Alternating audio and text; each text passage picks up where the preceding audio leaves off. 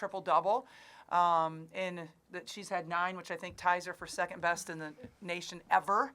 And she's only a junior, so this is amazing. And then also Monica has shot over 70% from the field the last 7 games. That's almost unheard of. I do believe we have the best point guard center duo in America. I really do. Caitlin, this one's for you.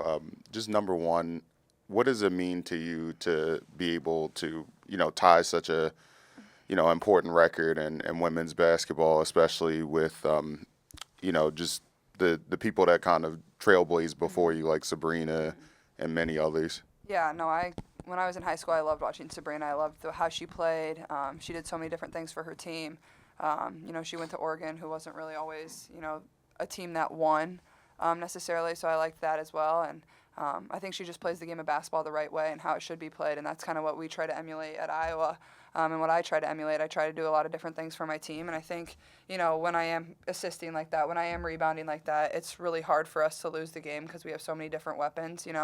To have that many assists, that means a lot of other people are making shots, and that's just really hard to guard. But like you said, like Coach Bluder said, it is a really big honor to be kind of with those other names that have, trailblazed, not only women but men too. But yeah, I think Sabrina's like the biggest one, and obviously very recent and somebody I grew up watching.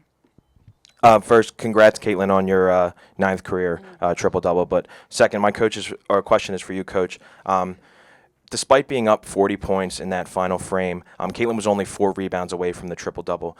Were you leaving her in there to try to get that award? I know you mentioned how hard it is to, get a triple-double, and, this is such a, prestigious, moment for her. Were you leaving her in to get that triple-double? I am. I mean, I just believe that when you have an opportunity to do something that's really special, that it'd be a disservice to her to not let her, have that opportunity. How many minutes did Caitlin plays 31 minutes. That's below what she usually plays, I believe.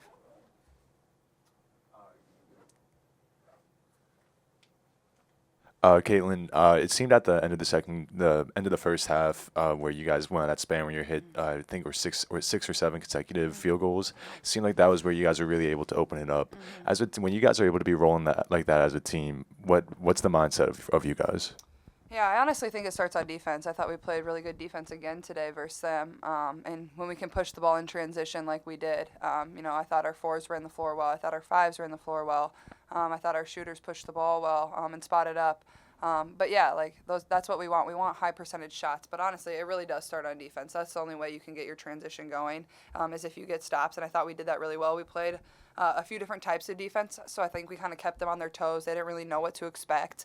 And I think, that goes to credit to the coaches. Like, they're always switching it up. We're not going to stay in one thing too long. So, we always want to close half strong. I thought we executed on a 2-for-1 there with like a minute to go. I hit a 3, and then Monica makes a layup, and that's a 5-point swing. That's huge going into the half too.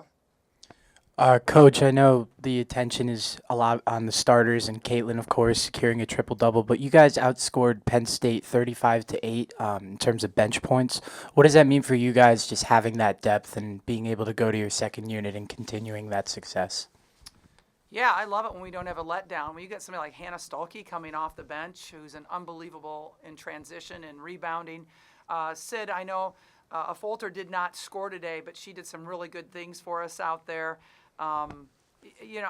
Molly Davis, she plays a crucial role on our team. So there's just a lot of people that are really helping us coming off the bench, and we need that. When you want to play a lot of games in a short amount of time, like in the Big Ten tournament, you have to have a bench, and I'm glad that ours is really coming along now.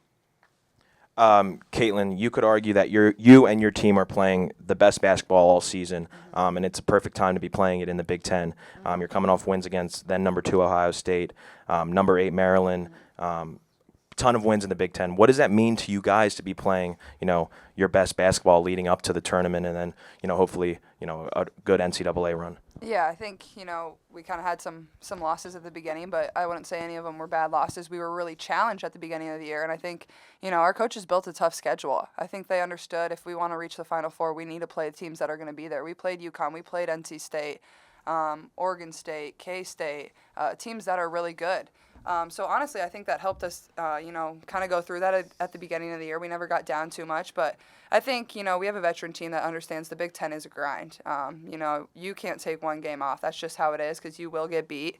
And honestly, it's probably going to come down to the last game still. We understand that too. That was our situation last year. So I think it's the best conference in the country, but like you said, you want to be playing your best basketball right now. So I think it's, never letting up if you have a win like this. If you have a win when you beat Maryland or Ohio State, you just got to come back and work harder every day. And I think that's exactly what we've done. We've come back to practice and got better, and I think that just shows the maturity of this team too.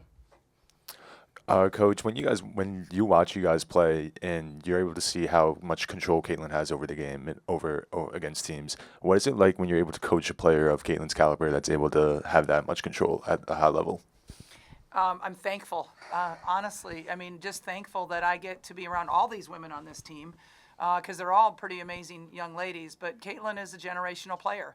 And, I'm having a blast coaching her, quite honestly. It's fun. And, the things that she does on the floor, her passes are, the logo threes everybody talks about, but I think some of the passes that she makes are absolutely incredible. And then, comes up with 10 rebounds too.